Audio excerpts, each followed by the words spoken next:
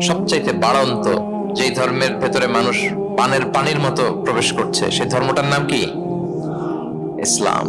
মানুষ প্রবেশ করছে পানির মতো। আপনি পশ্চিমা বিশ্বে দেখেন, প্রতি জুমাবারে অনেক অমুসলিম, নন মুসলিম, ইহুদি, খ্রিস্টান, এইথিস্ট, সংশয়বাদী, অ্যান্টাগনিস্ট, তারা এসে শাহাদা বাণী পড়ে মুসলমান হয়ে যাচ্ছে প্রতি জুমাবার।